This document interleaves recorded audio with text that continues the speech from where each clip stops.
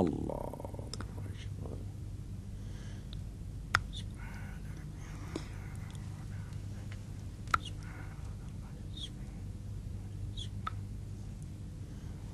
اللہ اکبر اشهد ان لا اله الا الله وحده لا شريك له واشهد ان محمدا عبده ورسوله اللهم صل على محمد وعلى محمد وهو لله.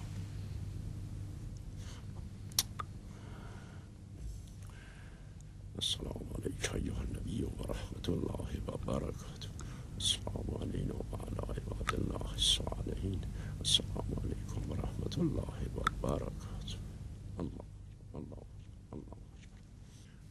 3 رکعت پڑھی تھی یا 4؟ نہیں دیکھا؟ نہیں دیکھا، میں خود اپنی شکیات میں مشغول ہوں. ارحم عبدك الذلیل.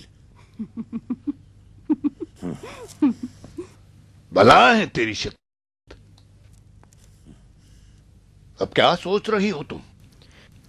مجھے شک ہے کہ میں ڈروں یا نہ ڈروں. کس سے ڈرنے کی اور نہ ڈرنے کی بات کر رہی ہو تم؟ بتا دوں، سن سکو گے؟ نہیں بتا کر دل توڑ دیتی ہے. اٹھ بھی جا، مجھے ٹوکری لا دے. شک کرتی ہوں کہ میں خدا سے ڈروں یا نہ ڈروں. کیسی نسل پیدا ہوئی. یہ کون سا لقمہ حرام میں نے کھایا؟ کون سا گناہ کبیرہ مجھ سے ہوا جو ایسی ناخلف اولاد مجھے ملی ہے؟ کاش کہ تو پیدا ہی نہ ہوتی.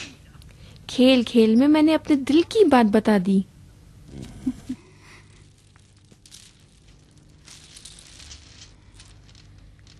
میں ناخلف ناکارہ سہی مگر ہوں صاف. اب آپ اپنی شکیات کا بتاؤ. تمام کوفے والوں نے ولید کے در پر سر جھکا دیا ہے، لیکن آپ ہیں جو غیر خدا کی عبادت کو حرام جانتے ہیں. بتا دوں کیوں کہ 4 رکعت کے بجائے 3 رکعت پڑھی آپ نے؟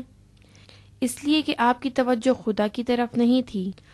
آپ اس سوچ میں تھے کہ آپ کے مرنے کے بعد آپ کی بیٹی کا اسیر ہونا بہتر ہے، یا آپ زندہ رہ جائیں اور آپ کی بیٹی ہو جائے امیر. قطام،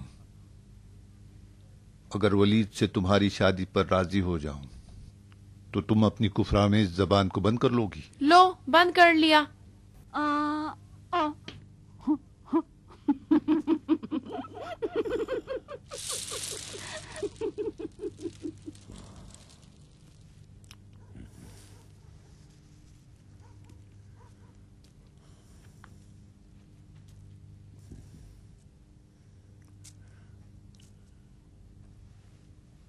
اللہ اکبر.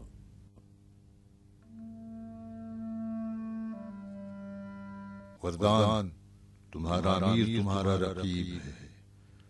اگر قطام سے شادی کرنا چاہتے ہو تو ولید کو پہلے ختم کرنا ہوگا.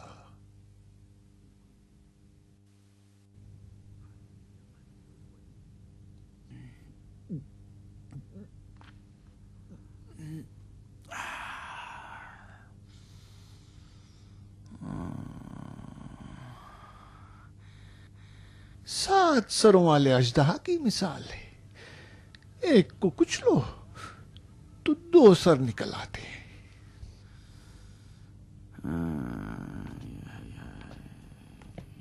کاش مصر ہی چلے جاتے، وہاں مطلع کی شیشیوں کی تجارت کر لیتے. پریشانی کیا ہے؟ کوفہ تو تمہارے ہاتھ میں ہے ولید. میرے ہاتھ میں تو یہ جام ہے جو لرز رہا ہے. مجھے شیخ کی جڑوں کو بھی اکھاڑ دینا چاہیے تھا. مالک اشتر دوسرا شیخ ہے، دیکھا نہیں؟ اصل میں والی کوفہ مالک اشتر ہے، نہ ولید ابن عقبہ. قوم اسد و اسد اس کے ایک اشارے پر صلح کرنے پر تیار ہو گئے. مالک شیخ سے قوی تو نہیں.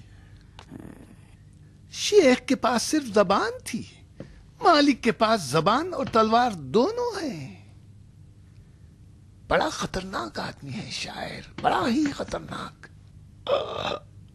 شیخ کے پیچھے تو چپ چاپ رہتا تھا، ہمیشہ ان کے ساتھ ساتھ۔ یہ علی والوں کی خاص پہچان ہے۔ جب یہ چپ رہتے ہیں تو دکھنے میں نہیں آتے، اور جب انہیں جھٹکا لگتا ہے تو یہ لوگ طوفان بن جاتے ہیں۔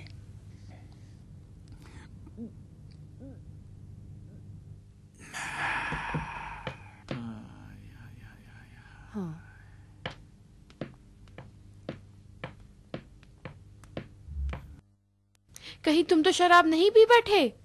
کیوں؟ نہیں، لیکن دایا تو دو دو نظر آ رہی ہیں۔ اپنے بدبودار منہ کا کیا کرو گے؟ دائی جان، ابو زبید میرا ہم پیالہ ہے۔ دائی جان، وردان کے ساتھ چلی جاؤ۔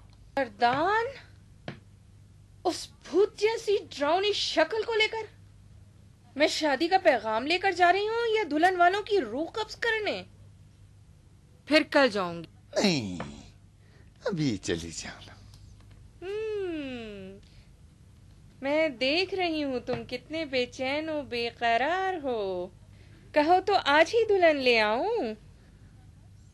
اگر کر سکتی ہو تو کیا کہنے۔ تم نے 40 دن مجھے پٹی پڑھایا اور انتظار کروایا۔ جلدی کرو، کہیں مالک اشتر یہ بھی بنا بنایا کھیل نہ بگاڑ دے۔ آج بھی میں اپنا علاج شراب ہی سے کر لوں گا۔ تحفہ کیا لے جا رہی ہو؟ یہ ہار۔ نہیں دائی جان، یہ نہیں، خیر مقدس آدمی ہے، ہار کو دیکھتے ہی ہم سب کو کافر بنا دے گا۔ کوئی متبرک تحفہ لے جاؤ۔ یہ متبرک تحفہ کون سی بلا ہے؟ تم ہی سمجھانا ابو زبید۔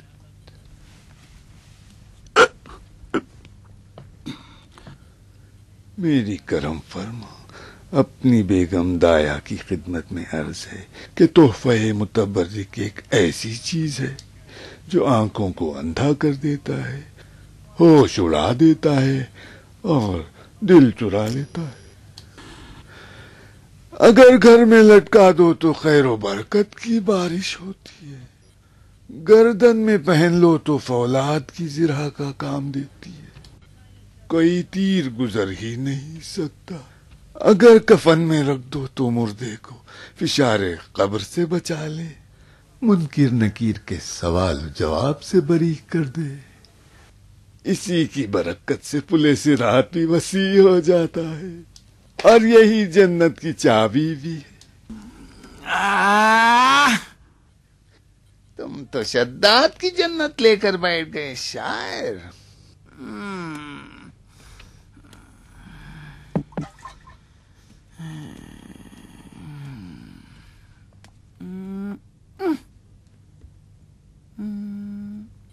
لے جاؤ۔